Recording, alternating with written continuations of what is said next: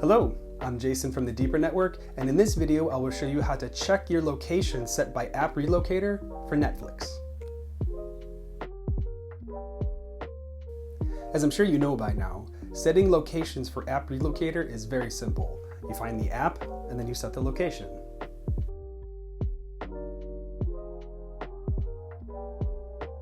It's very easy to double check your location within Netflix. Open a new browser, go to netflix.com, and scroll down until you see Popular Today.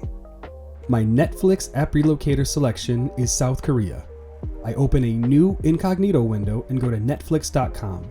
Once I've signed in, I scroll down and I can see Top 10 Movies in South Korea Today. I am accurately relocated. Another way to check is to go to fast.com. Now fast.com talks to Netflix's servers, so once you run a speed test, you will see the location that you're set to, and as long as it matches App Relocator, you're set. Again, I'm in South Korea. I go to fast.com in a new incognito window. Once I'm able to see more details, I can accurately confirm that I'm in South Korea. When you check Netflix, if the country location doesn't match what you've set in App Relocator, clear cookies, clear cache, and check again. We hope you found these videos helpful and informative.